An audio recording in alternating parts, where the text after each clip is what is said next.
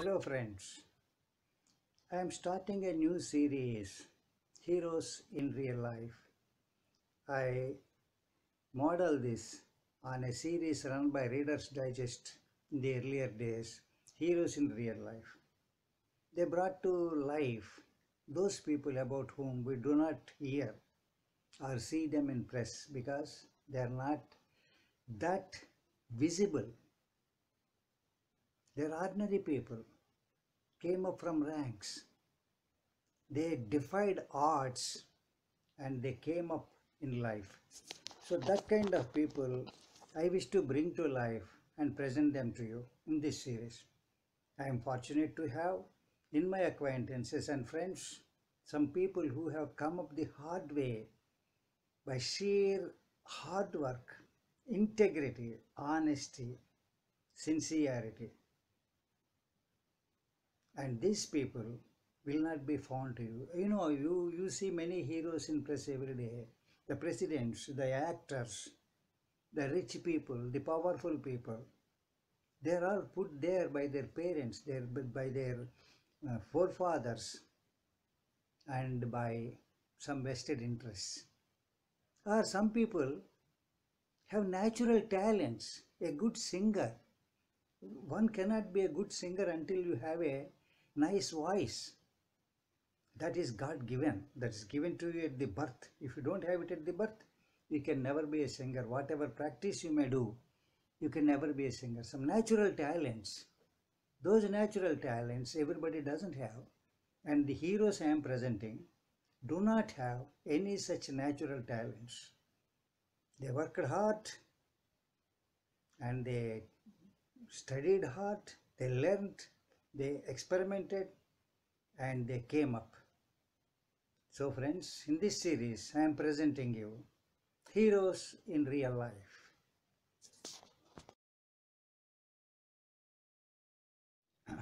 Hello friends, welcome. In this series on heroes in real life, I bring to you my friend Robert Charles Anderson Jr. He was born not with a golden spoon, not with a silver spoon, perhaps a wooden spoon or no spoon. He was brought up by his single mother without any support from his father, working as a waitress 3 shifts per day to provide for him and his sister. And he joined Marines when he was 17. And when he came back, he did not become negative. He did not hate the world for the war. He fought Vietnam War. He studied himself. He went back to school, studied hard. And he joined as a programmer to begin with. And he ended up as a chief technical officer and a de facto CEO of a technology company where he worked for 26 years. Not only that, on his personal front, he was married to the same woman for 46 years, and the couple exude the same kind of love that they had at the beginning of the marriage. They have 2 lovely children who are married and leading excellent lives. Bob worked till he was 70 and retired, and he is living in peace.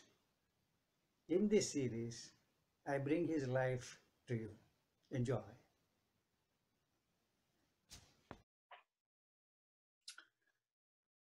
I'd like to introduce to you Robert Charles Anderson Jr. In spite of his humble beginnings, has traveled very far in life and gained a wide variety of achievements and accomplishments. He didn't allow any of the drawbacks that accompanied him at his birth to tie him down, and instead he soared, spreading his wings wider, and he's carried others too on these wings to greater heights. I see in him a person of integrity and focus, resoluteness, and a spirit of never say die. So I'd like to now present to you the life and times of Robert Charles Anderson Jr., an officer and a gentleman.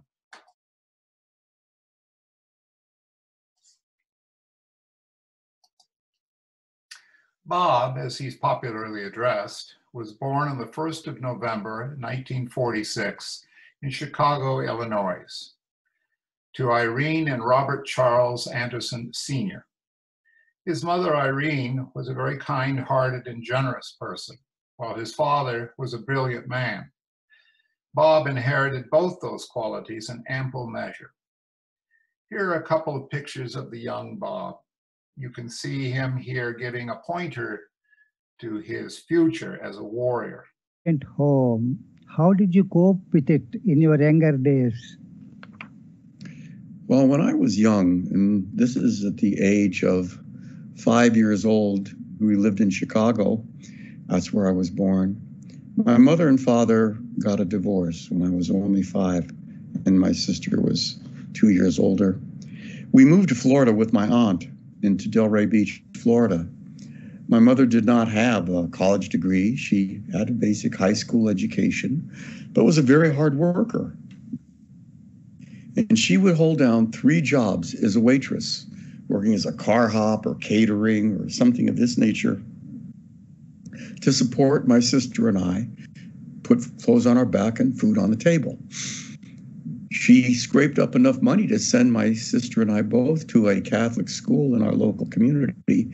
I don't know, maybe back then it wasn't so costly, but though we didn't have a lot of money or things or fancy clothes, we were very wealthy in other ways. We were wealthy in love for each other, and we had a clean home. It was simple, not fancy, but we all pitched in and worked together. My mother worked very hard outside the home. My sister and I would keep the house, and we didn't know how to cook really well, but we would do laundry, we would iron our own clothing.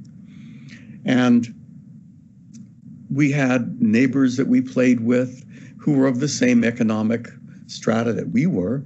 So I had no idea that we didn't have much money, because I had everything else that was really important in life, which is love, food on the table, simple, roof over my head, clothes on my back, good school, and we were happy. So in that regard, though we weren't, quote unquote, from an affluent background at all, we were from a very loving background. So on my mother's side of the equation, there was great love, hard work, good work ethic, good family love ethics, which formed the foundation for the rest of my life. After his parents separated, his mother moved to Las Vegas along with Bob and his sister. Las Vegas offered his mother better earning opportunities because she was a single mother who worked very hard to make ends meet. She tried to provide what opportunities she could to Bob. You can see her here with Bob. She's standing on the right side with Bob in the middle, and his sister is on the left. In his early life, Bob was brought up by his mother. His mother moved to Las Vegas to take advantage of the better opportunities available to her as a profession as a waitress. Bob lived with his mother, sister Jody, and Aunt Ann. They were homesteading in the desert with gas lamps for lighting, a septic tank, and a water pump with a water mill power. They had no electricity, city water, or access to sewers.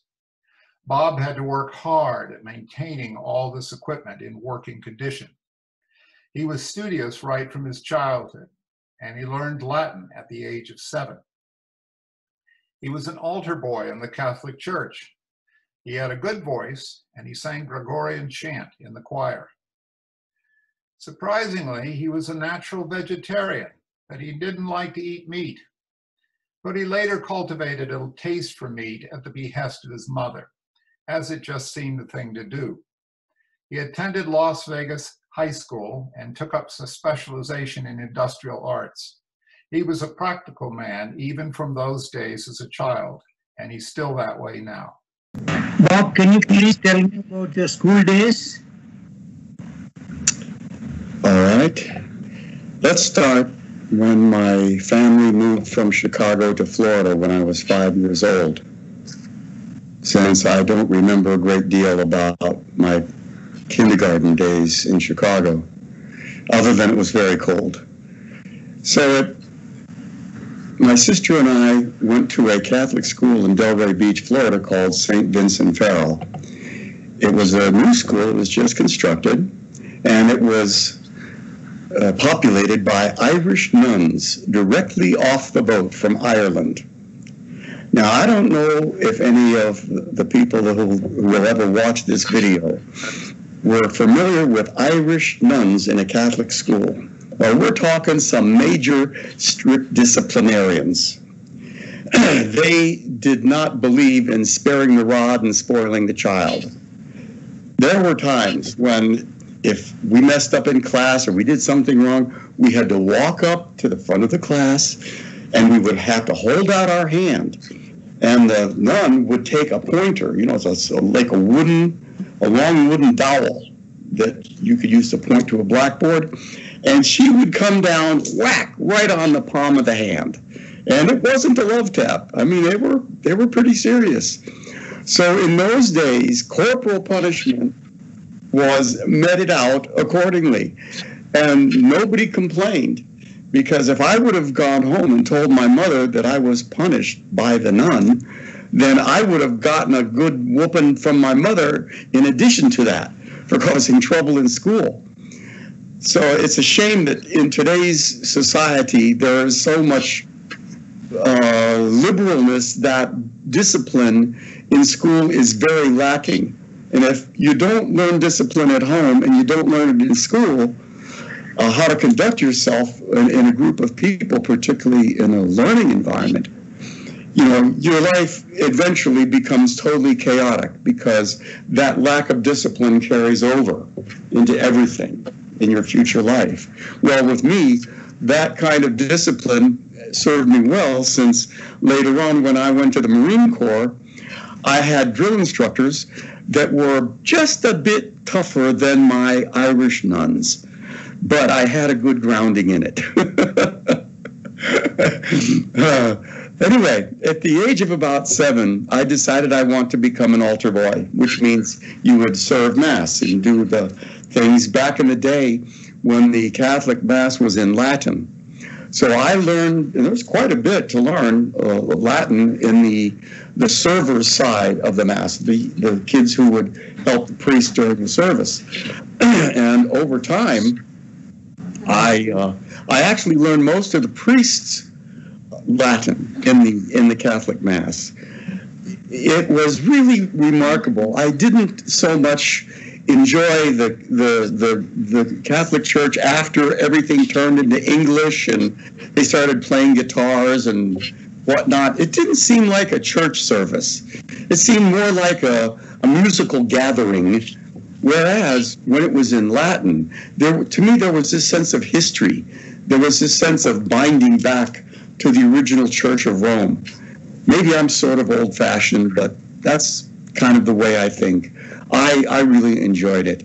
So I served Mass actually for 11 years. And also during that time when I was in Florida, I sang in the church choir. And in those days, we didn't sing hymns, we sang Gregorian chant. That was pretty much all we did. We sang in Latin again, and it was beautiful. I don't know if you've ever heard Gregorian chant, but if you haven't, go on YouTube and look up Gregorian chant. It's like a meditation when you sing. It's stunningly beautiful, and it has a soothing quality, at least for me, that virtually no other music has, even the great classics. Well, at any rate, at the age of 10, my mother decided to move to Las Vegas, Nevada, which my aunt had previously moved from Florida, because she was a waitress, and that's where she could make the most money. So we picked up everything from Florida and moved from a beautiful tropical climate with palm trees and ocean and beach sand into the middle of a desert. And I mean desert. We're talking, I got there and it was 114 degrees in June 1957. And my aunt had been there a couple of years homesteading on a piece of property the government had given her. And she created a little garden with a windmill for water to bring up from a well, a propane gas tank for gas lighting, a septic tank. But in the middle of the desert, she created a little oasis with fruit trees and grass and rose bushes. But even though that was very pretty, right outside of our fence, it was desert. We're talking Gila monsters, scorpions, sidewinder rattlesnakes, you name it. Mesquite bushes and nothing but desert as far as you could see to the mountains that surrounded Las Vegas. Boy, was that a bummer. I thought I had done something seriously wrong and some karmic stuff was coming back at me like a freight train. However, as in all things, you adapt, which served me well as I went into the Marine Corps. So my freshman and sophomore and junior years, they were fairly uneventful. I was not a great student. I simply got by and unfortunately hung out with the wrong crowd of people. Since I had nobody to show me how to be a guy in a male-dominated society, I hung out with, quote-unquote, the tough guys. I was sort of a mascot for the gang since I was neither mean nor lawless, but I guess I had a pleasant personality, and I was sort of a bad guy wannabe, but I just didn't have it in me.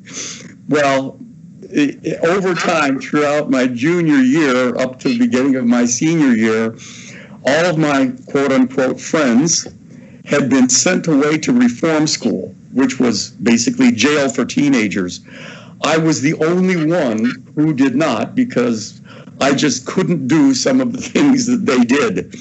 And therefore, my lawless career as a juvenile delinquent came to a crashing end very quickly.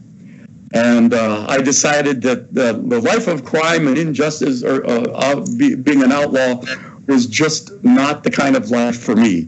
It was not in my DNA, so to speak. But I finished my junior year and began my senior year. And in the beginning of my senior year, I didn't want to take science and trig and trigonometry, et cetera, because I never had any money to go to college since my mom was a waitress and we never had that kind of money for college. And we didn't have any college in Las Vegas at the time, since University of Nevada, Las Vegas was one little small building in the middle of the desert. No grass, no nothing, just a two-story building about a couple of 100 feet long, 2 stories, in the middle of the desert. That was University of Nevada, Las Vegas at the time. So I took what I thought would give me some practical value. So I took shop, which was industrial arts. And this is like welding and machine working and so on. So that's a whole adventure in and of itself. In his high school days, Bob built an internal combustion engine that ran with gasoline. It really worked. He built it with his own hands, working on primitive machines that were available in the high school in those days. He cast the piston himself, including making the mold, smelting the metal, casting it, and then machining it. He bore the cylinder to the precision of 10,000ths of an inch by hand. All this when he was just 16 years old. You can see a picture of what the engine looked like. And by the way, this engine won a second prize at a state level contest. Bob, can you tell us about the engine you built? Okay. Which won an award at the state level? Okay. Yes, I can. What Morales mentioning is, when I had started my senior year, and maybe during the first 6 weeks grading period, the shop teacher, Mr. Moore, never forget him either, he said, look, there's a state contest that is going to be held near the end of the year, and every school is participating, but we've got nobody from Las Vegas High School.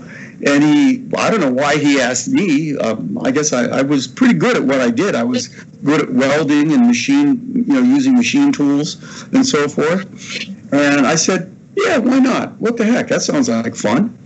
And he said, well, here's a project. I'm not sure if we can get this done because it's very complex, but we'll make a one-cylinder gasoline engine from scratch. I mean, everything from zero. We started off with stock bars of steel, like for the cylinder, that were 3.5 inches, pure steel bars. And and smaller steel that had to be machined down for, let's say, a piston rod or something of this nature. But we're talking a full gasoline engine that had a spark plug. It was water cooled. It had a water tank, a spark plug, a coil from a car, and that was very ambitious because everything had to be done from zero. I basically created the cylinder, bored out the cylinder, bored in the cooling fins to a 10,000th of an inch. One wrong move, and if I had torn into the center of the cylinder when I was boring a cooling fin, 500 hours of work, shot. I machined the crankcase, which is where the crankshaft would go inside, and then the piston rod would go in. All of that I machined out by boring, by machining, and by, with a micrometer, using inside and outside diameters down to 10,000ths or more of an inch in accuracy. And for a piston, there was no pistons, but we had the diameter of the cylinder. So what we did is took pieces of aluminum, put it in a crucible, and melted them with torches, acetylene torches, until I had a pool of molten aluminum. I had also made the mold for the piston, which is a reverse image. Actually, if you know about how to make a mold, it's the reverse image of what you want to do. And we poured the liquid aluminum into the mold. After it hardened, I took the rough cast piston out and put it in a lathe and machined that piston down, again, to very, very fine diameter, measuring both the inside diameter of my cylinder and the outside diameter of the pistons, et cetera, et cetera. I had to bore the piston out in order to cut out the center in order for a pin to go through that would attach to the piston rod to the crankshaft. I mean, this whole thing. And then I had to create a flywheel. This is a metal disc that had to be turned down on a machine and put on the front end of the crankshaft so it would balance it during a high RPM. It acted as a balancing wheel. And so at the end of about, I don't know, 6-7 months, we finally finished it. We had everything chromed up beautifully. I mean, it was gorgeous. And you can see a picture here in the video. I was so proud of that. That was just the most amazing thing, I thought. And when we went to start it up for the first time, I was one of the few times in my life I was scared to death. Because after putting over 1,000 hours, I guess, into this thing, what if it doesn't work? I mean, there's so many things that could go wrong. It had a carburetor, with a needle valve. It had a little spark plug that was hooked up to a car coil and a condenser. And it had a 1-gallon water tank that used convection current to go through the cooling jacket of the engine. I mean, so many different things had to work perfectly in order for it to run. Well, the time of, the truth is here. So I wound a nylon cord around the notch in the starting piece that was on the flywheel. And I said a quick prayer to all the gods and angels and everybody else. And I gave it a good hefty pull. And he goes, nothing. Not even a poop. Not even a putt. Oh, okay. Well, we adjusted the carburetor a little bit, and I said a lot more prayers. And then I wound up the thing on the pull wheel, and I gave it another big pull. And then all of a sudden, putt, putt, putt, putt, putt, putt, and then the darn thing cranked up to 10,000 RPM. in just a couple of seconds. I would say that was probably the happiest day of my young life when that thing cranked up and just ran like a banshee. You could hear it echoing all over the shop, all over, the outside doors were open, you could hear it down the alleyways. And, you know, I had a grin that was from one ear to another. And my shop teacher, we high-fived, and all the kids were running around yelling and screaming. It was a big deal for us youngsters, and it was a big deal. Well, we entered my engine in the state contest, and as you can see on the video that this is attached to, the engine won second place in the state contest. Now, personally, I thought I should have won first place, because the guy who won first place, he made a pin punch. Yeah. It was really accurate, and it was very nice looking. It was a good piece of work. But I don't think it could even compare to creating a gasoline engine, internal combustion engine that actually worked. But then again, I wasn't one of the judges. I was simply happy to get it done and that it worked. And oh, by the way, I got an A in that class. So that was my gasoline engine. And at that time, when just near the end of the year at school, I was good friends with the local Marine Corps recruiter who was just down the street from the high school, and he came over to the school when I was presented the award, since I had actually joined the Marine Corps in March of 1964, 4 months before I graduated. It was a delayed entry plan, so I could get time and grade. I was actually in the Marines, time and grade, which went for promotions and money. And he came to the school, and there was a picture of me. I wish I could find it for our video, where I'm pointing at my engine, and he's standing there in his Marine uniform, looking very smart. And it says, you know, Robert Anderson joined the Marines and won second place in state and all this stuff. It was quite a thing. So that took me right up to graduation from high school, and within 2 weeks after I graduated from high school, I was on my way to San Diego for Marine Corps recruit training. And that is a whole nother story.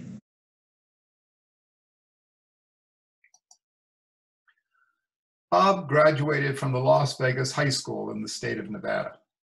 He joined the U.S. Marines in 1964 when he was just 17 years old and fresh out of high school. He could stand on his own 2 feet even then, and he had a patriotic fervor. From that very early age, he began to imbibe those values of honor, courage, and commitment that later he got from his stint in the Marines, and he's cherished and retained these throughout his life. Tell us about how you joined Marines, Bob.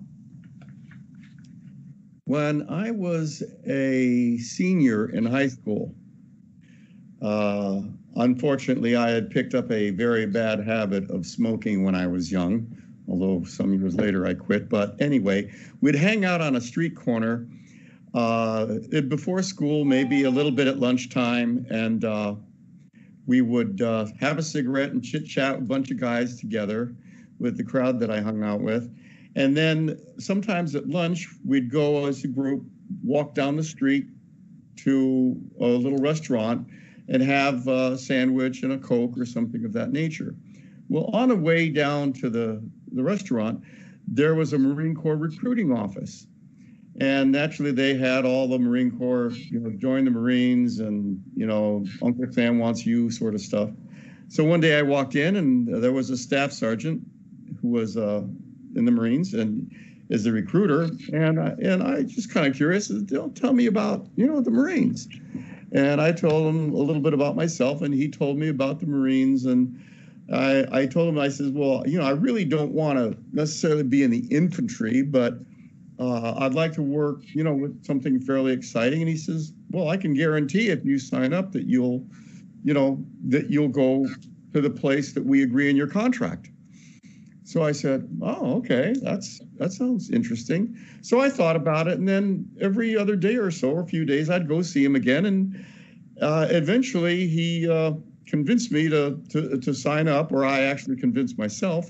And I talked to my mom, and, you know, I didn't have any plans for college because I couldn't afford it. At any rate, I actually went down to Los Angeles in March of 1964 and was sworn in to the Marines, and went back and finished my last few months in high school till I graduated in June, 1st of June, 1964. From there, I went to boot camp, and the whole world as I knew it altered significantly. So that's how I joined the Marines. Here's a picture of Bob during his boot camp graduation picture, taken at the end of his initial training in the Marines. You can see Bob in the middle row, circled in a red color. Notice all the colored streamers hanging off the platoon glide-on flags. Each streamer represents winning a specific training cycle over all the other training platoons. Bob's platoon won all the training competitions. During Marine boot camp, his recruit training platoon had achieved breaking all of the close order drill record training test scores at the San Diego Recruit Training Depot, which had stood for over 2 years. In addition, Bob's recruit training platoon achieved the even rarer honor of being the regimental honor platoon, with the highest achievement scores during training over 40 other platoons. But this isn't any surprise. Wherever Bob was posted, there were always high levels of accomplishment and achievement. The Marine Corps' ethics and discipline instilled in Bob a burning drive to achieve and to succeed at the highest level. Bob, your platoon set drill records in recruit training and was selected as Regimental Honor Platoon. Can you please tell us about it? Yes. I was in Platoon 361, Charlie Company, 3rd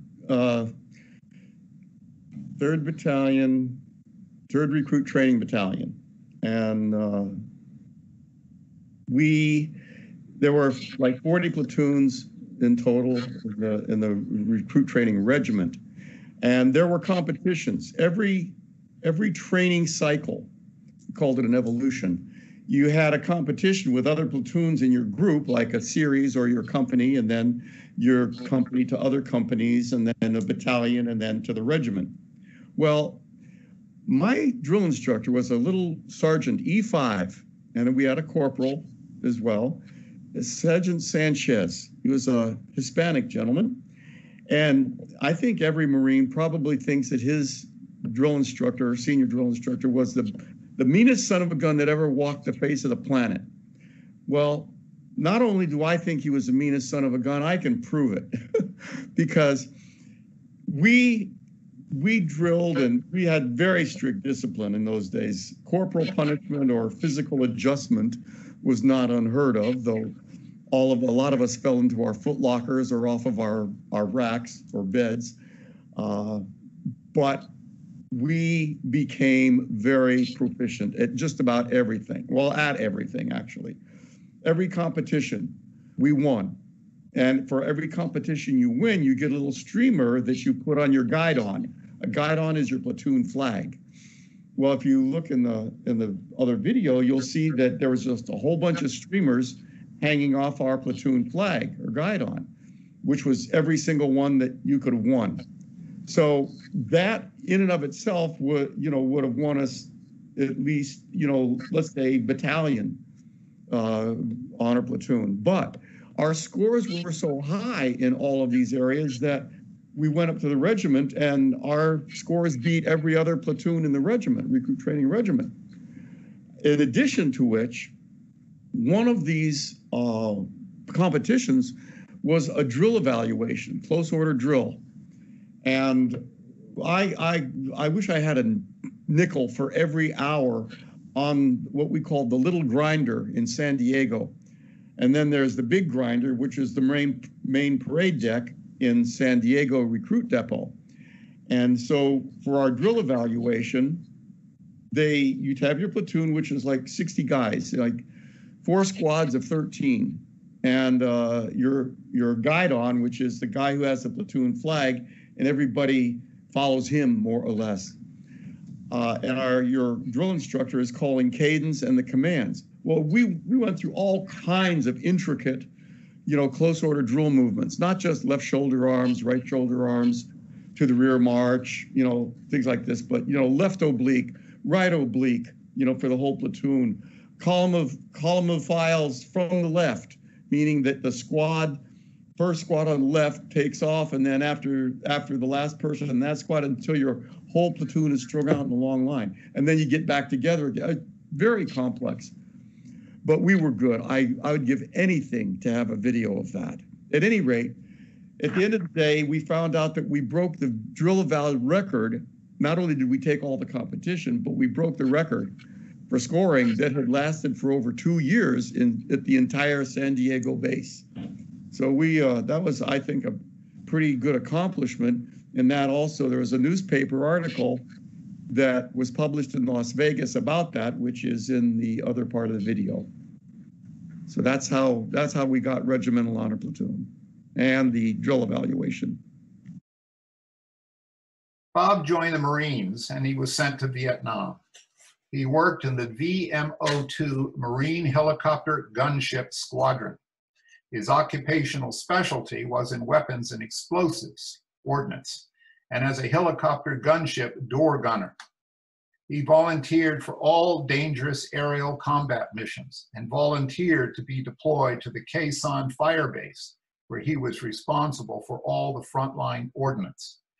Bob was surrounded by enemy positions. He was dodging mortar and sniper fire while unloading munitions from the supply aircraft. Bob was decorated from the U.S. Marines with a medal for meritorious achievement in aerial combat and earned his combat aircrew wings. In those days, Vietnam was not as popular with Hollywood as was World War II. Otherwise, a couple of Bob's adventures could have set box office registered ringing loud and clear.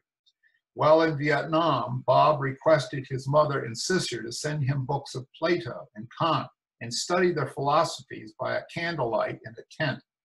He had a spiritual inclination even when he was young, while his contemporaries were busy partying or playing cards.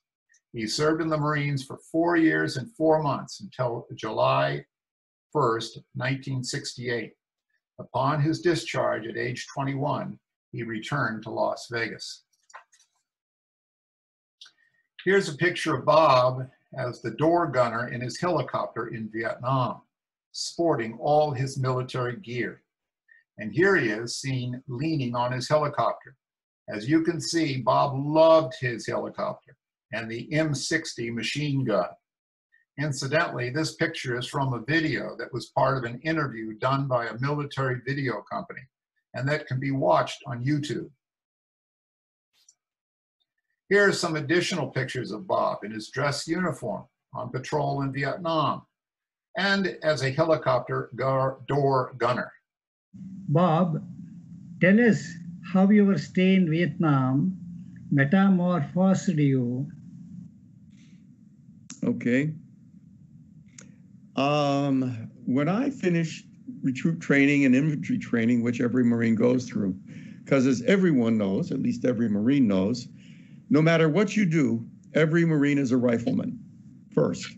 And then whatever you do is second. We don't have all these fancy specialties and so forth. It's fairly straightforward. Well, I went into aviation and I asked for the school in weapons and explosives or ordnance because, I like things that go boom and, I don't know. It's just something that it just struck me as being quote unquote fun. So I went to 6 months of schooling in Jacksonville, Florida. And I mean, it's a lot of detail, all these different bombs and fusing. And we didn't have a lot of smart bombs like they do today, but we had guided missiles, we had rockets, we had different kinds of bombs and different racks that you hung them on and 20-millimeter cannons that we had to know how to repair, fix, etc. This is quite a bit of knowledge you had to get. It's called AOA school, or in that case, Aviation Ordnance A School, which is your main school. Well, at any rate, when I finished that school in 6 months, by the way, I was second in the class of 46. I was highly motivated because if you fail out, you go to the infantry. And I just didn't want to go slugging around with a 40 or 50 pound pack on my back, all day long. And that just, I would have done it, but I would have preferred not. So when I left the school, I went to my first duty station, which was El Toro Marine Air Base in Santa Ana, California. When I got to the base, a very unusual thing happened. And the indoctrination person who took you in, took your orders, and he asked me what outfit would I like to go in, which of course shocked me because I didn't think I had any choice. I said, well, what's the next outfit going to Vietnam? And this was in September of 1965. No, I'm sorry. This was in July of 1965 when I got to the base, June or July.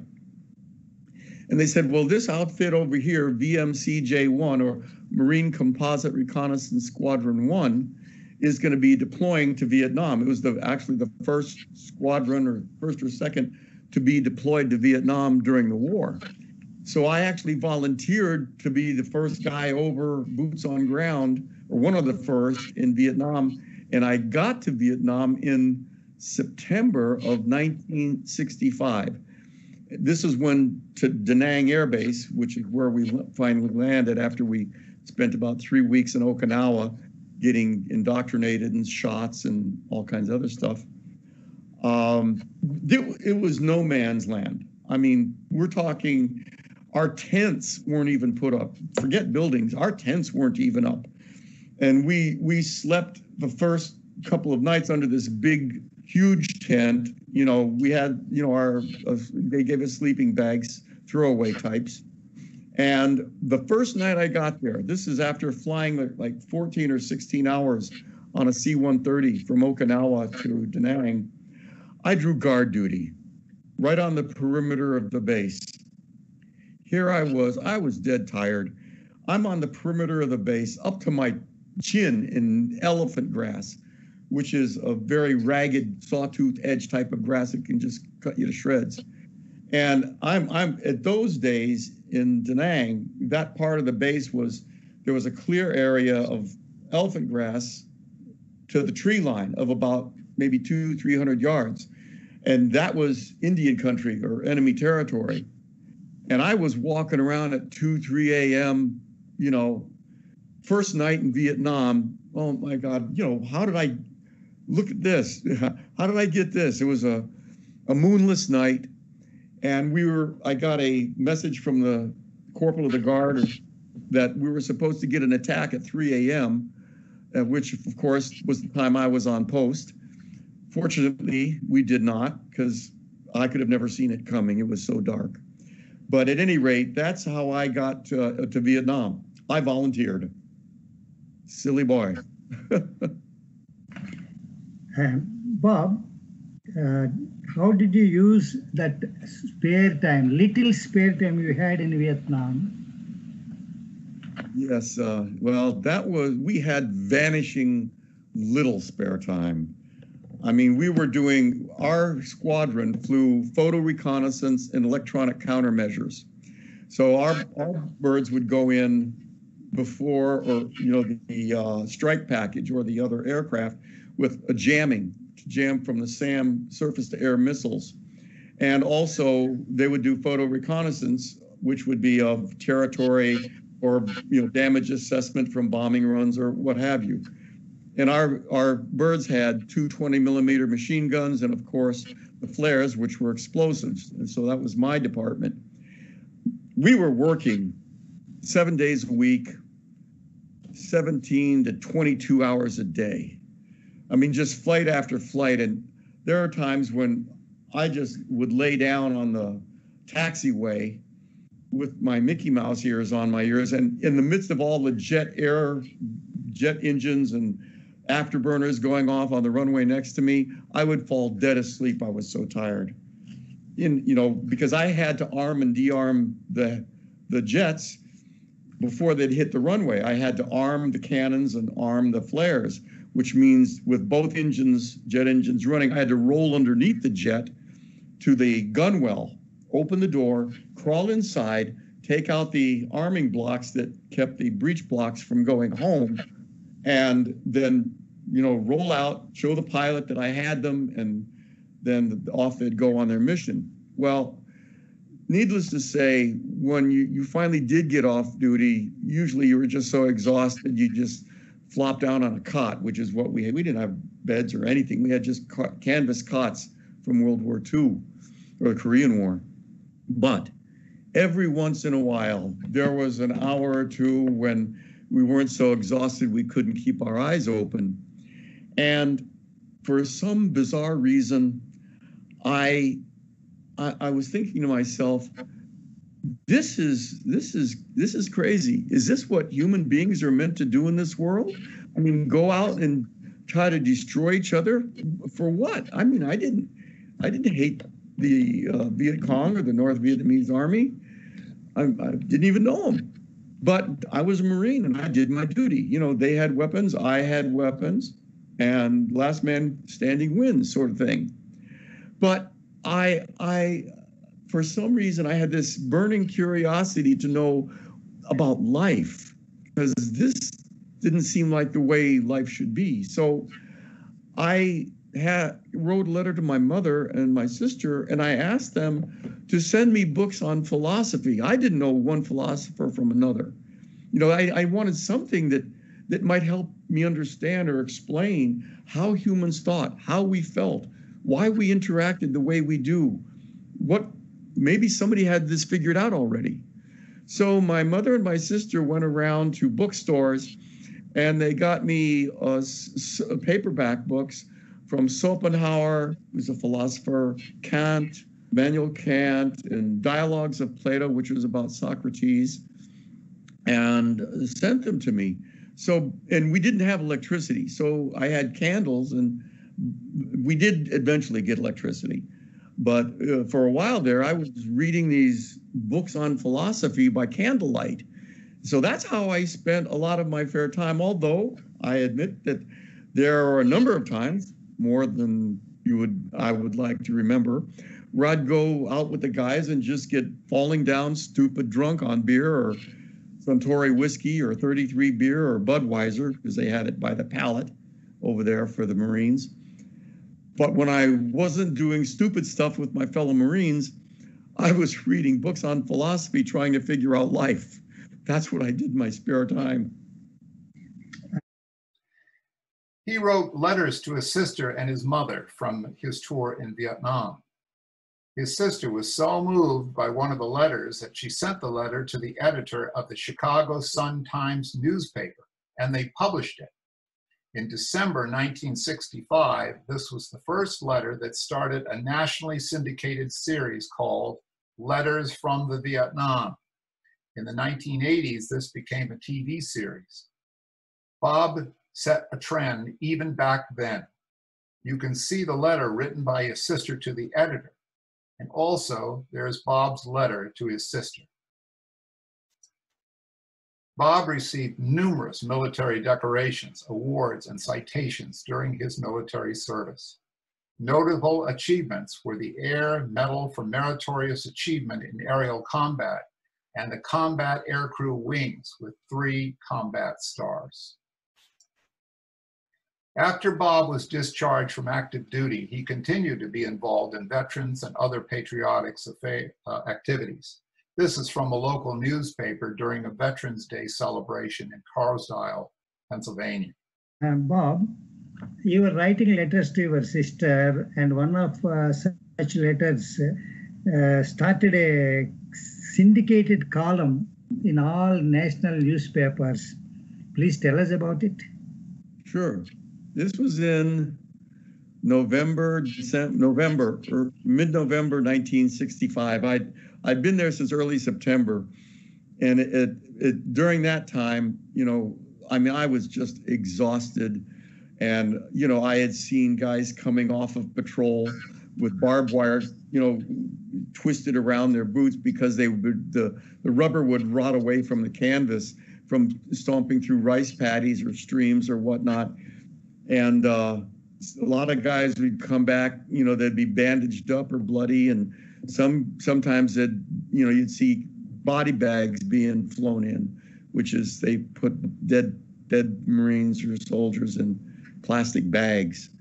And but naturally, I was 18 years old. I had just turned 19 in November 1st, so I was barely 19. And all this stuff is going on, and your defenses psychologically are down because you're so exhausted, and you're always under this tension, like, is there going to be a mortar barrage, or is there going to be snipers or an attack? And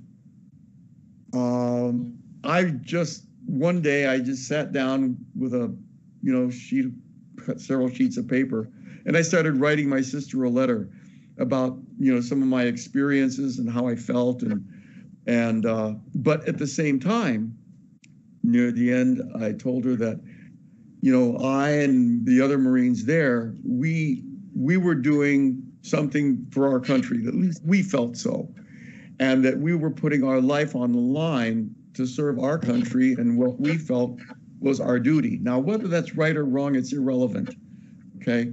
But we stood for something, and we put our lives on the line for what we believed in. And I told my sister, ask a lot of these people who are, protesting against the Vietnam War and raising flags and all this other stuff, what they're willing to put their life on the line for. What are you willing to die for? Okay? And anyway, my sister was very impressed with the letter, and she typed it up because I had written it by hand, and spelling was terrible because I wasn't that great of a speller at the time. Still not. But she wrote a letter to the editor of the Chicago Sun-Times, and she sent a copy of my letter to the Chicago Sun-Times with a picture of me. I was sitting on top of one of our aircraft, and somebody took a picture of me. And didn't know this, but it was published in December of 1965 under a novel heading called Letters from Vietnam.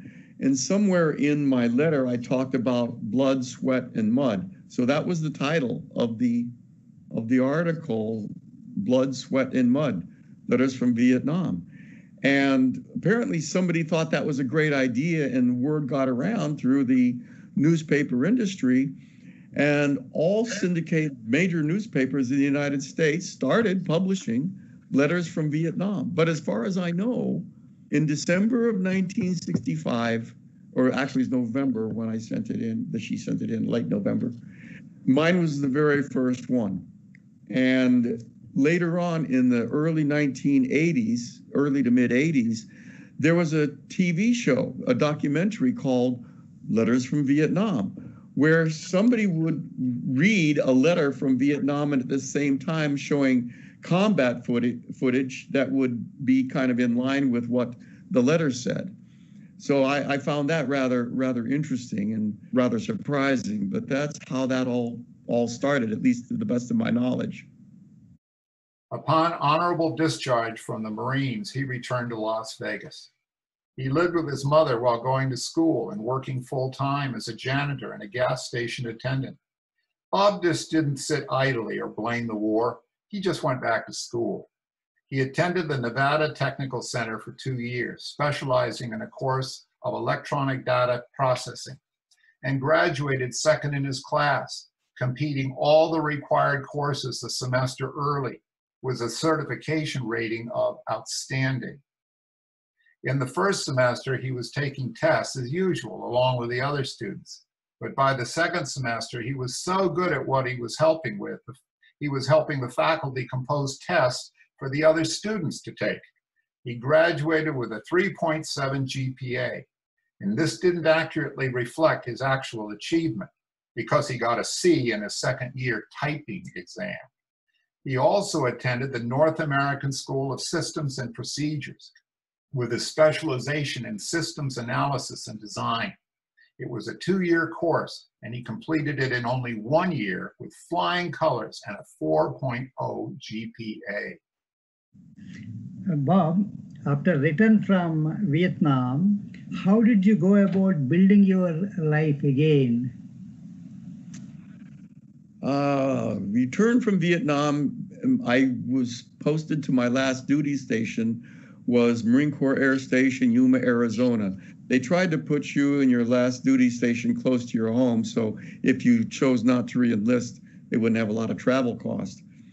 And at one point, I was thinking seriously about making the Marines a career, but there were a few things happened that I decided that I could probably better spend my life doing something a little bit more productive than, you know, shooting a M60 machine gun, which is what I did in my second tour, because I spent 2 tours of duty. My second tour, I was a door gunner on a helicopter, and I knew that there wasn't a big rush for hiring door gunners out in civilian life, or somebody who knew how to field strip and clean a 20-millimeter cannon or work with high explosives, unless I went in law enforcement, which I considered. But I just happened to walk into this one school, Southern Nevada Technical School, because there was no UNLV at the time. I wanted to get a degree in electrical engineering, but there was no universities close by, and I couldn't afford to go elsewhere. So I went to this building and walked inside, and just as I walked in to the right, there was a lot of noise and clatter coming from a room. My goodness, what is that? And I walked into this room, and there was all kinds of machinery and 80 column cards, for goodness sake. And I talked to the instructor, who was a little gnomish looking fellow, about 5'5", with a little goatee. Name was Donald Sipin, became one of my best friends. And he talked to me about this thing called data processing. I didn't even know how to spell it. I mean, I didn't even know what a data was, much less a processing. So that's how I got into school, because I knew I had to further my education. I was just a high school student, an average one at that. So the fear of God was in me. I didn't want to, you know, depend on my poor waitress mother and, you know, and just do odd jobs or wash dishes. So I was highly motivated, and certainly being a Marine, I was highly motivated to succeed and accomplish my mission, which is find a career and get really good at it.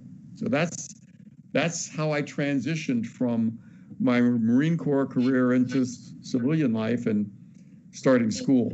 It was like a junior college or community college 2-year course of study. So that's how I started. Coming to more highlights of his career, Bob was one of 2 students selected to join a startup software company, Systems Research International. In that company, he began as a programmer, but he was soon promoted to the systems analyst and then moved to sales and marketing. He then joined the Las Vegas Valley Water District as an analysis programmer in 1972, and he worked there until 1976.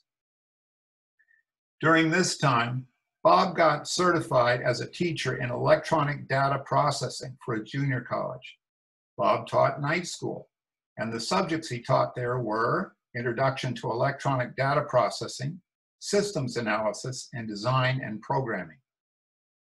Bob, you were campus recruited by a startup software company. Tell us. Yes, that was another interesting story. As I said, I was very highly motivated when I started my schooling in data processing, and I had to work a full-time job. I worked a graveyard shift from 11 till 6 a.m. At McCarran Field, refueling airplanes, and as a janitor, cleaning bathrooms and swabbing the deck, which of course I was pretty good at. And at 6 a.m., I would get out of my dirty work clothes or coveralls, and I would shower in the employees area, and I would dress up in a suit and a tie and glasses and a briefcase. That's how I left McCarran Field or the airport to go to my first class, which was data processing, which was a 3-hour class starting at 7:30 in the morning. And as well as that class, I had to take the other required subjects, things like accounting and English writing, writing, not literature, but writing, which held me in good stead later in my life.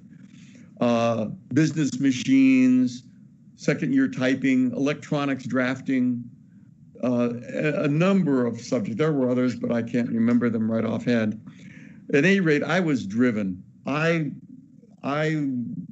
If I wasn't working, I was studying. I'd get maybe 2-3 hours sleep, 4 at the most at night when I was in school, because I was studying. I would literally fall asleep on the computer console at the school when everybody else had gone home, and I was debugging a program in machine language by looking at the lights on the console. In those days, it was done in base 16, which is called hexadecimal, and binary, which was one level down. But I learned the guts of computers from the little ferrite discs that we called core back in those days. This is before transistors or anything. And I would be debugging programs at, long past when I should have gone home and gotten to sleep. However, I aced all of my tests. I had almost a straight A average in every subject except my second-year typing class. I was sort of an average second-year typist. But in the first semester, I was taking tests like everyone else, but my nickname in school was Computer Bob. That was my nickname. And they also thought I was a narcotics agent in the 60s because I always came in a suit and tie and glasses and a briefcase. So you dress the part, you get your whole head and your mindset into what you want to become. And gradually over time, you mold yourself into your vision of yourself, which is what I did.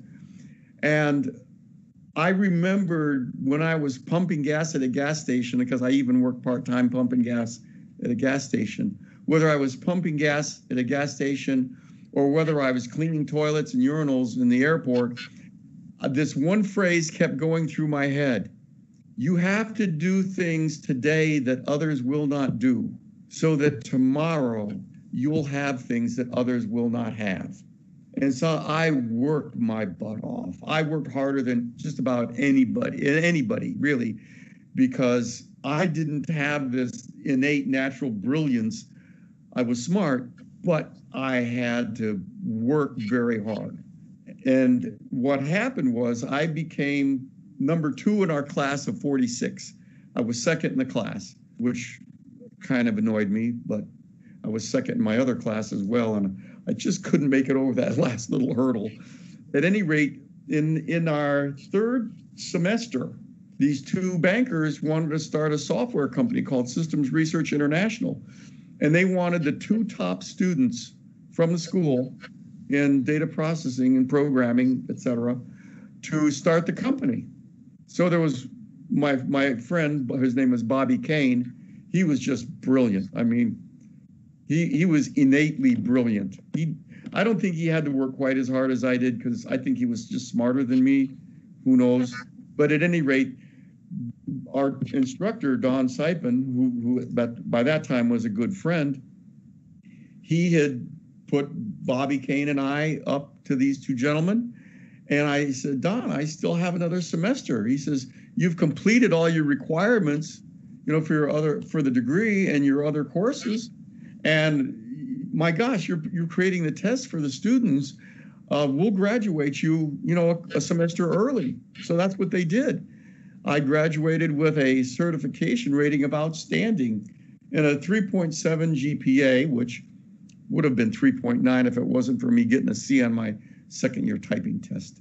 That was annoying. But that's how I got picked to begin my career in computers right out of, before I even finished school. In 1977, he joined the Revlon Healthcare Group as a departmental manager. Over a 10-year period, he worked his way up to Division Director of Management Information Services, MIS. This was responsible for 5 companies' MIS department operations and budgets.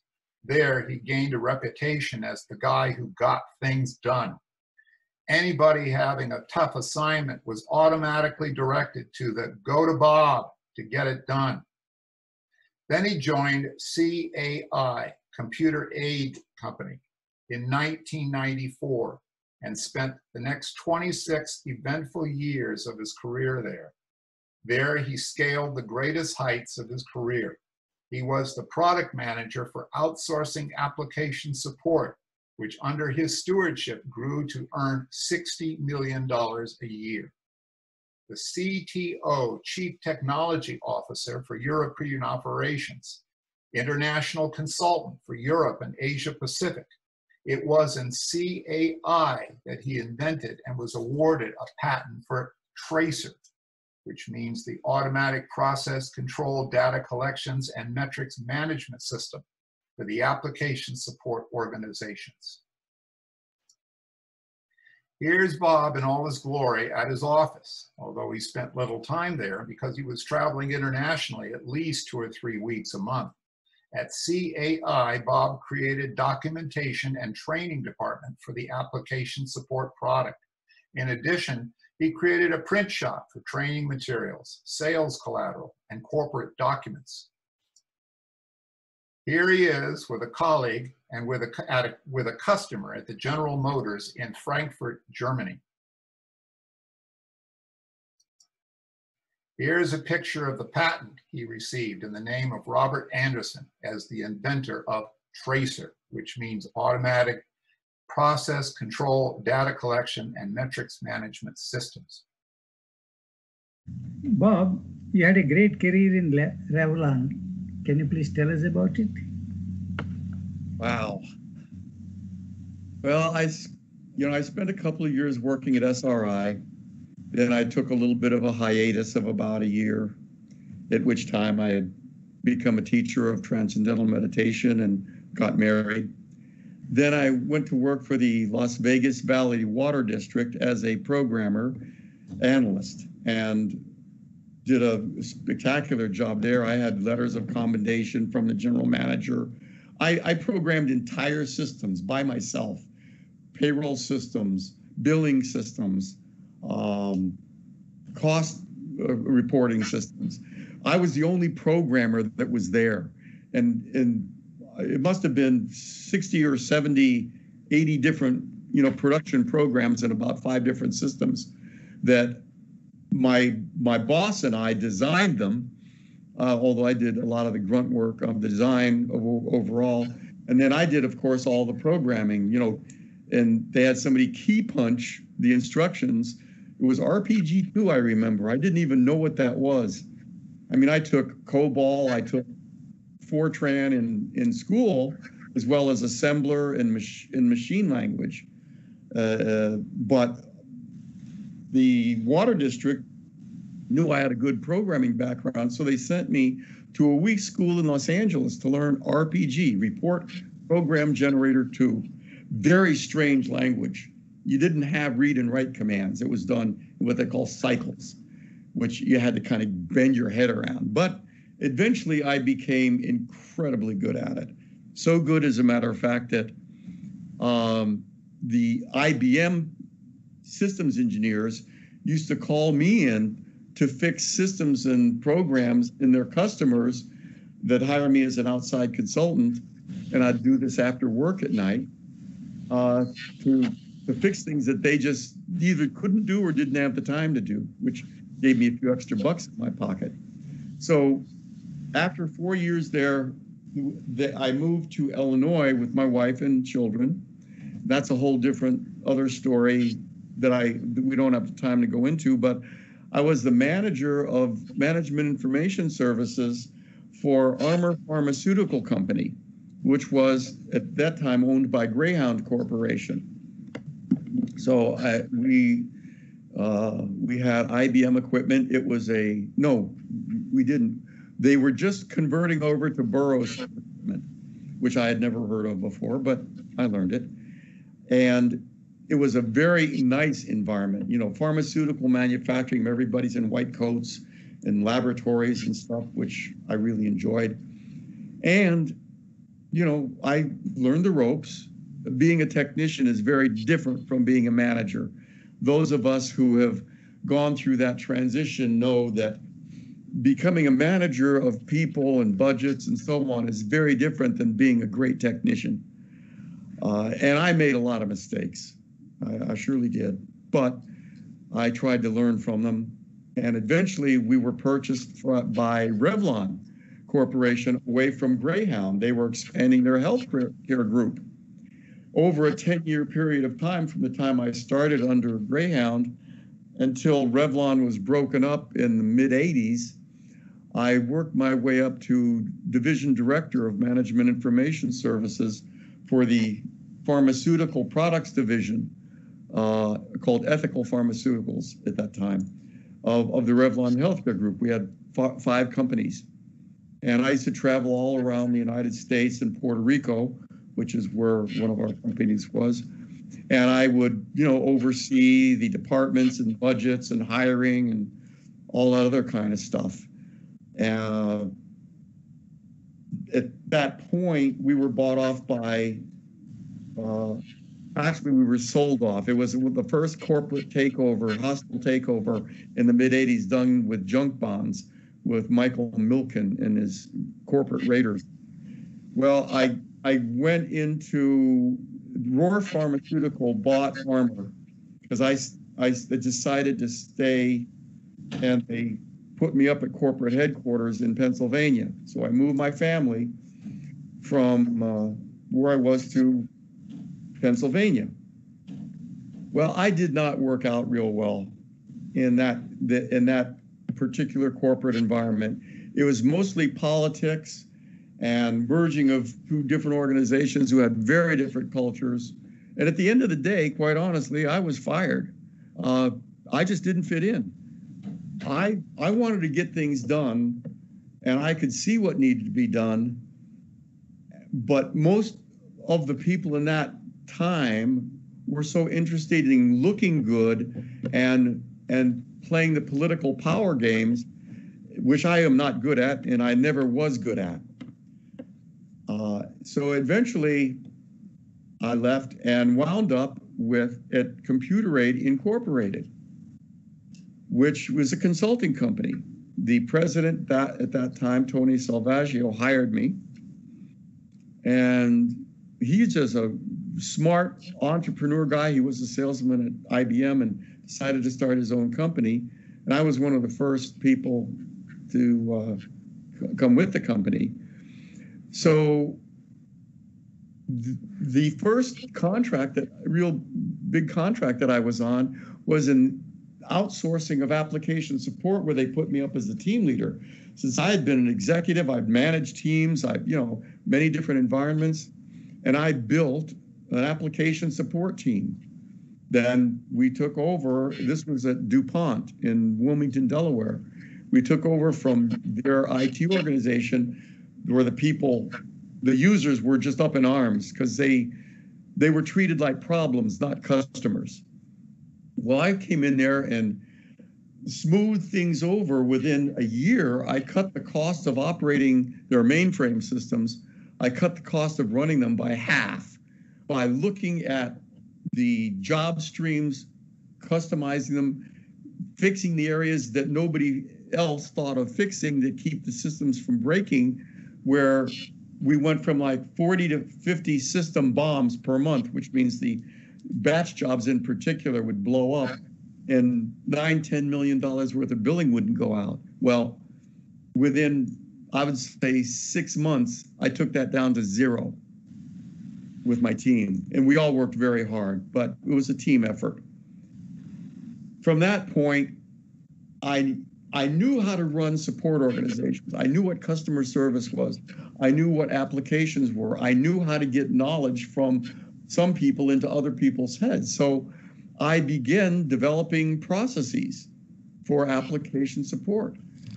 And little by little over time, I developed an entire product line around process-driven application support that was based on managing by metrics, or capture data at its source only once, categorize it, produce metrics graphs that match with your service level agreements with your customers, and prove that you're saving them money. Don't just talk about it.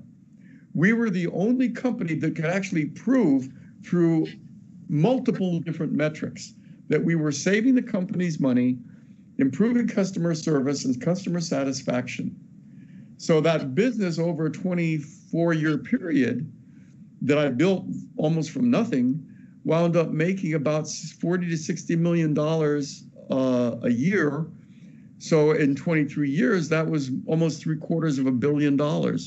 And at that same time, I invented something called Tracer, which was a automated tool for specifically designed in the application support space for process management of events or things that happened, where your support staff would just create an event. It would walk them through the process. They would put in data in different process steps, just like you would in manufacturing process control. And that's how we got our metrics. And lo and behold, we got that system patented because nobody else had ever done that before. And that Tracer system was patented, and it was that plus all of the processes. And I created a training department, to train people in process, driven management of application support. Then another set of training for how to use the process management software. Then I had to create a print shop, because at those days we didn't have a lot of electronic media. And so we had, certain manuals, training manuals and process guides that eventually got turned into electronics. So it was a whole line of business. And I was also, because I was made product manager, I had to do marketing studies. And I did marketing. I put together all the sales collateral, whether it be presentations, designing brochures. Eventually, Computer Aid wanted to start a European operation. So they sent me over to start up European operations. And I spent, a couple of weeks a month in London, just west of London.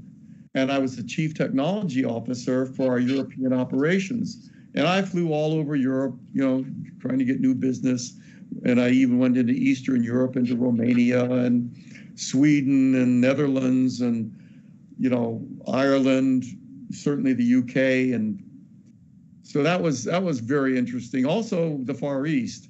I also went to Japan several times because the Japanese were very interested in process-controlled IT and managing by metrics rather than hyperbole or management by discussion rather than solid numbers. So I was even in the Far East and then Australia. I spent a fair amount of time in Australia as well, because we started up an operation in Australia that I was responsible for. So that's what I did for the remainder of my career until the age of 70, when my body finally gave out and I retired. So that's my career in a nutshell. Coming to his family life, here is his dear wife, Laura Bernstein, of 48 love-filled years. Laura, who's also known by her spiritual name Vidya, holds a master's degree in psychology and a doctorate in education. Vidya is also a certified instructor for American Meditation Society and is a certified Sarupa yoga teacher. Bob met her on the island of Majorca in Spain during a transcendental meditation teacher training course that he took there. It was love at first sight, and they got married in 1972 in Bethesda, Maryland. Bob has this to say about his dear wife: "She is my rock. For her, I would climb any mountain." On the left, you can see Bob and Vidya at the time of their marriage. And on the right, you can see them at the Marine Corps ball in 2015. You can perceive the same love between them then as now. Bob and Vidya have two lovely daughters, Colleen and Crystal. Colleen has an MSN, Masters of Science degree in nursing, and she works in health administration. Crystal has an MA in psychology and specializes in animal behavior. Both of their daughters have that rare combination of beauty and brains, inheriting these qualities from their parents. They both maintained a 4.0 GPA during their master's programs. Here you can see the sisters who radiate their love for each other. Incidentally, both Colleen and Crystal are certified scuba divers. Here you can see them in action. They have the same penchant as their father for adventure. Bob is also a certified scuba diver. You can see Colleen in her healthcare environment and Crystal with her favorite birds. Colleen is married to John, who's an engineer, and they have a son named Connor. Crystal is married to Ben, who is a corporate pilot for the John Deere Company, and they have a son, Tyler, and a daughter, Madeline. Here are their families. Here is an early picture of Bob and his family while he was working at the Revlon Healthcare Group. In the front row to the left is Vidya and Irene, his mother, on her left. And in the rear is Bob to the left with Crystal in the middle and Colleen to the right. Spirituality and an adventure are a tough combination, but Bob has mastered both.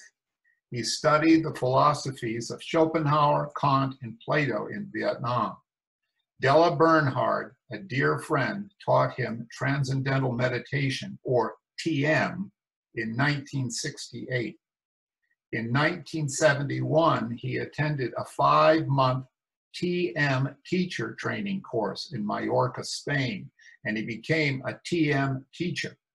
Bob met his future wife, Vidya, there, and he taught Transcendental Meditation for 9 years. Then he met his teacher, Guru Rajananda Yogi. Bob remained under his teacher's direct guidance for 12 years until his teacher's passing in 1988. He has practiced the teachings and meditation techniques of Guru Raj from 1977 until today. It was Guru Raj who gave Bob the name Sujay and Laura the name Vidya, names they continue to aspire to live in everyday life. Sujay means victor, or the herald of goodness. Vidya means divine knowledge. Bob has continued studying all the major religions for over 50 years. For the last 45 years, he has taught meditation and self-help programs all over the world, and he continues this work to this day. Here is a brochure for one of his meditation courses designed for veterans and their families. Bob is a published author. His book, Warrior's Song, The Journey Home, is a gripping tale of his life's journey. Here are a few excerpts from his book, Warrior's Song, The Journey Home, that reflect his spiritual foundation. Everything shares a common base of infinite intelligence, energy, and potential. It only needs to be actualized through the focused use of the resources we already have within us. Our strengths get enhanced, and our weaknesses are made stronger. Look within, it's all there. Becoming quiet, the stray thoughts settle down. That is when the creative thoughts begin to percolate into the level of the conscious mind. Then we become a creative pathway from that silent reservoir of the energy and creativity to the outside world. And some more excerpts from his book, Warrior's Song, The Journey Home. Why do any person's beliefs have to be right or wrong? Who is judging? It's the mind that judges, but the mind only knows what it has been told. Only through direct experience of truth, which is within us, do we know instead of just believe. It's not that any religion or philosophy is wrong, but our undeveloped realization of those essential truths within all religions. Deeper truth must be realized and not simply thought or talked about. Here is the book, Warrior's Song, The Journey Home, authored by Bob. It is less about his early struggles and Vietnam experiences than it is about his philosophy of life and how he struggled to find his roots and his destination in life. It's a gripping narration and worth reading about to learn about life. Here you can see Bob with his guru, Gururaj Ananda Yogi, and they're in Cyprus. Some more excerpts from Warrior's Song, The Journey Home, that talk about spirituality. There is no such thing as a bad outcome, but only a necessary outcome. Labeling it good or bad does not change what it is. My most important lesson I have learned is simply seek balance. And Guru Raj taught me that all I was looking for was not somewhere outside, but closer to me than my own skin. Seek ye first the kingdom of heaven within you, and all else shall be added unto you. That's in Matthew 6:33 and in Luke 17:21. Here is Gururaj Ananda Yogi, a friend, a teacher, and my spiritual guide. You had a spiritual inclination from the beginning. How did you develop it further? Yeah, it's an interesting question, and over the years, I've come to realize that there's no separation in life between what we call spiritual and what we call material. Ultimately, everything is spiritual, or everything has a purpose. Everything has specific rules and laws that they function on, as well as how they operate in our lives. So I try not to get them separated, but for the purpose of discussion, when I was in Vietnam, and probably this is something that it's hard to explain, I don't know why I thought this way, but I felt that there was something wrong with human beings for no real reason, killing each other, causing chaos, and not just Vietnam, but this was all over the world in one form or another. It made no sense to me. I couldn't see any purpose in human existence other than for chaos and to consume resources and to die. I mean, that was about it. And I had a very close hand at understanding what dying was about. So I wanted to find out, is there anything more? I mean, it's a primordial question. You know, what's this all about? Is there more? Is this all there is? So I started reading books on philosophy that I asked my mother and sister to send to me. They didn't answer any questions. They just talked in circles and made more confusion than clarity. Although Immanuel Kant, I thought, was very good. But it didn't give you anything to grip onto that you could say, okay, I can use this in my life. They just didn't do that. When I got out of the Marines, I went to school and I was working full time, and I was basically just a wreck from just exhaustion and working and so on. One of my friend's mothers, who I grew up with, happened to be a teacher of transcendental meditation with the Maharishi. And one day I was just visiting her because my friend was out and about somewhere. You know, she looked at me, and I always thought she was a little on the flaky side doing all this spiritual stuff, quote unquote. But she played mom then. She said, look, I want you to come in here sit down, do what I tell you, shut up. When we're done, you can ask questions. And that's how I learned to meditate. I was told to sit down, shut up, do what I say, and then ask questions. Well, something happened. There was a phase shift internally. And I realized that something was different. I couldn't put my finger on it, intellectually, but internally, I could feel something had shifted. And I couldn't even describe it as more peaceful, more energetic, more anything, but something shifted. Over the next year, I got into it more and decided to become a teacher of TM. This is when I quit my job and went to Mallorca, Spain for 5 months and met my future wife there. And I taught TM for 9 years. And just on unusual, from a friend who we taught TM, learned these practices of this guy called Guru Rajananda, who was from South Africa. And he was just raving about it. He says, this is the greatest thing since sliced bread. I mean, realizations and openness that I had never experienced before, he said.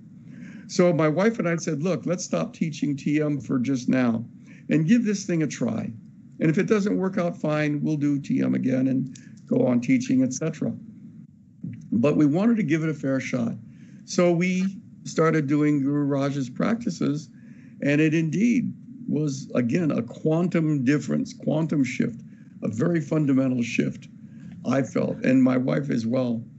So we decided to keep on with his practices, and within, I'd say, 6 months, he was on his first tour of the United States, and he just happened to stop in Chicago because some of his traveling companions told him there were a couple of his meditators there.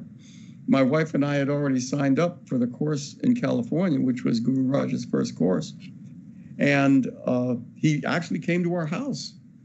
He drove all the way from Chicago O'Hare Field, about 60 miles south, to a town called Kankakee, Illinois, where we lived.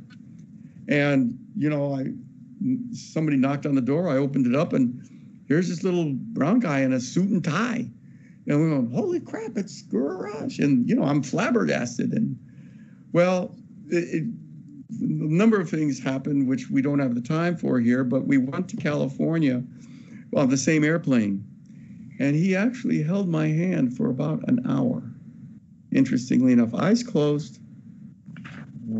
And that, I can't tell you what kind of an experience it was, but again, something shifted internally. So all of these things are happening, and they're not intellectual. They're not quote unquote emotional. They're far more subtle, far more subtle. And when I was at the course with him, I happened to be sitting on the registrar's desk. The school was empty. It was a summer vacation. And he comes out of this room and he says, Bob. I said, yes, Guru Raj, what is it? He says, come in here. I said, oh, okay. So I come in, I go into this room with him, and he told me to sit down, and there was flowers and incense and stuff. And he did a puja, or a prayer, and he actually put his hands on my head. He said, I confer upon you the name Sujay. So, and he also asked me to tell him what my mantra was, which you never do. But since he's the one that gave it to me, I did. And he said it several times. So that was a very special time. I mean, there's probably some people who really understand all of this stuff, but I didn't. I just, sure, whatever you say, you're the master. You know what you're doing. And if it works for me, and that's good enough. I didn't care about anything else. And that evening's lecture, he, said, I'd like to introduce you to Sujay, which means victor or herald of goodness, which is fascinating, to say the least. But again, it's not something that you necessarily are in full bloom, but something you have the potential to be, and that your life should be dedicated or focused on living up to that kind of an ideal, which I thought was very laudable. So I've done everything in my power in my life to try and live up to that injunction, which happened to also be my spiritual name, quote unquote. And for the next 12 years, I traveled with him around the United States with my wife for courses. We corresponded back and forth between South Africa and my home, you know, writing and, you know, philosophy, poems, etc., which are in my book, by the way, at the end of the book. And so the only thing I can say is that since learning how to, even meditation with TM or whatever your technique happens, my technique happened to be, I recognized that there was a broadening of perspective, an opening of the heart or the emotional self. I found myself being less critical, less anxious, more forgiving, more intuitive, both in my work and in my understanding of life. I started reading, you know, various scriptural texts from India, like the Upanishads and certain parts of the Vedas, and other lives of saints and masters from across the world in different religions. I studied the Bible more. I read the Quran. I read, you know, a lot of other spiritual texts. And the funny thing is that when you scrape away the culture and the doctrine and the dogma and the thou shalt not do this and thou shalt do that kind of stuff, they all were ultimately saying the same thing, is that humanity and the universe is one, appearing as many, that there is a universal awareness or universal consciousness that permeates as the foundation of everything. And even physicists are finding this out today through experimentation. When the great sages from 3,000, 4,000, 5,000 years ago were writing about it from their own personal experiences in words of their time. But I also studied quantum physics and, you know, cosmology and so forth, because I just have a thirst to learn. And I found complete compatibility when you take away the external indicators per se, and you get down to the roots, they're even saying the same thing. So that you can't even call it a goal anymore. It's simply that I wanted to know myself, my real self, not what I've accumulated in this lifetime, which is a personality and ideas and thoughts, etc. But I basically decided that it was time for me to not so much identify with things that I was doing, things that people told me I was, and start turning inward and finding out what's the foundation, where's the ground state from where I really live. My whole journey, call it spiritual journey if you like, which is no more than a life journey. I looked at my entire life as just a journey. Nothing special, nothing really unusual, just going from one day to the next, doing what seemed to crop up in my life. And on the internal side, that also was nothing special. You know, it didn't matter how many books I read or philosophies I believed in, totally irrelevant. It's what you are that makes the difference at your core. And then how do you act from that core? How does your life, is it that is outward facing? All the words in the world don't do a darn bit of good if in your heart you're still constrained and you're still muddled in confusion and false identity. It's when we let go of everything. When I let go of everything, I found that I had true freedom, because then I could do anything. I could become anything. Thoughts and things that I would never think of simply appeared.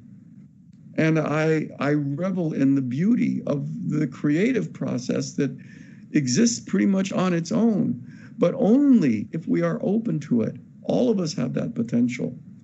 We just have to stop believing in this false identity. that has just been an accumulation of events and memories over a lifetime or possibly more.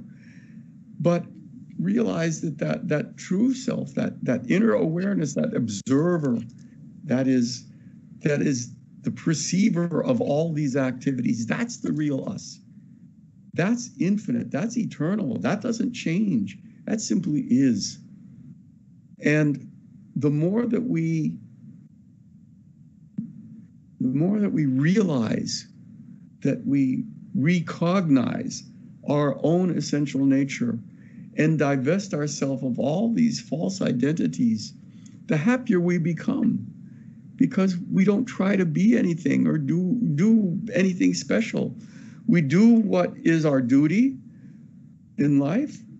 We work hard. We treat others with equality as we want to be treated, but we allow things to flow in and out of our life smoothly, without attachment, without obsession. There is freedom. It's right in front of us. It's within us. If we only just turn our attention inward a little bit, then all this outward stuff seems to make more sense, at least it does to me. So that's kind of my journey and my message to anyone who happens to listen to this. Here you can see Bob, the certified advanced scuba diver and underwater photographer, in action. Bob has also written a number of professional papers. His writings were featured in the National Technical Journal, Computer World, on 3 separate occasions, and 4 of his technical papers were published in the official journal of the Computer Society of India. At Computer Aid, he authored 12 process guides, training, sales, and marketing materials, which are now the foundation of the Computer Aid software application support product. This resulted in the revenue of $750 million to the organization over a 23-year period. And here is the cover of Bob's book. These are 3 citations of appearances in the Computer World Technical Journal. Here's one journal of the Computer Society of India, in which his 4 papers were published. Bob is also a musician in vocals and guitar, with 4.5 years of classical voice training in baritone. Here's Bob showing off his skill with the guitar. Bob has also traveled the world. Here's a few pictures from his trips to India. You can see a photo taken by Bob of the Taj Mahal during the Diwali holiday in India.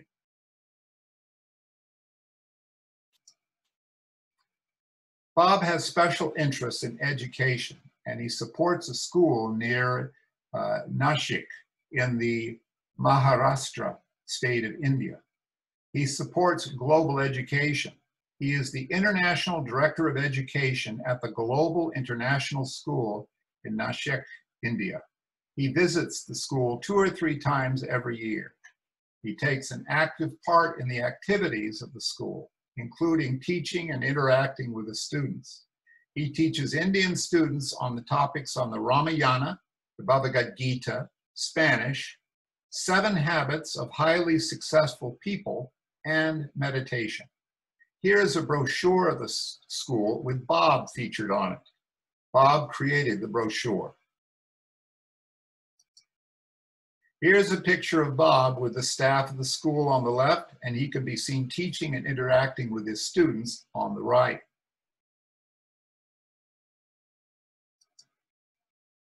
Here's a picture of the students, and on the right, Bob presenting an award to a selected student. Bob volunteers for many good causes. He was a volunteer firefighter, running into the flames when necessary.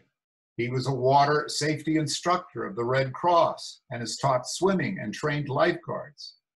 He volunteered at church as the lay minister at the United Methodist Church, and he's conducted services when the pastor was on vacation. Bob is a motorcycle enthusiast and owns 2 Harley-Davidson motorcycles. He is a member of the Patriot Guard and the American Legion Motorcycle Riders. He functions as an escort for military events and for funerals. Here you see Bob with his Harley-Davidson as a member of the Patriot Guard at one of the Guard's events. Bob's also a dog lover. He owns 3 cute and loving dogs who he loves like his own children. You can see him here with his service dog, Captain. Above all, Bob is a role model to be emulated by the people in his organization, in his neighborhood, and by all of his many friends across the oceans, like me. Thank you very, very much. Okay, Bob. Fascinating. Now, one last question. There are many other disadvantaged children like you were in your childhood. They look up to people like you for guidance. What would you like to tell them? I guess my message would be, you can be anything that you want to be if you want it bad enough and are willing to work for it, no matter the stumbling blocks, no matter the obstacles. Have the attitude, I first have to have a goal. I want to do something, be something. I don't care what it is, doctor, lawyer, the best garbage collector in the town. I really don't care. That's irrelevant. But have a goal. Then understand what you need to get to that goal. And then work toward that goal as if your life depends on it, because it does. And either achieve your goal or die in the attempt. Never be disheartened or discouraged by failure. Failure is simply an opportunity to learn what didn't work properly. That gives you another direction. Never beat yourself up over failures. If you're not failing, you're not doing anything. Always remember that. And just keep putting one foot in front of the other. Keep your goal in mind. Keep your next step in mind. And just keep at it until the goal is achieved or you die trying. That's the best advice I can give. That nobody is helpless, no matter what your circumstances. As a matter of fact, those who are born with little have the most to gain. Those who feel they have a lot already are self-satisfied and don't really try to change their condition or alter it because they're sucked into this whole worldview of things and material and whatnot. Those of us who came up sort of a hard way realize that it's not things that make a happy life. It's not money. It's not really position. These are all temporary. It's something that's inside of us, indwelling. That when we pay attention to that, the whole outer life is enhanced, expanded, and becomes joyous, regardless of the external circumstances, conditions, possessions, or lack of them. Because true happiness comes from within, not from things. That's about all I have to say.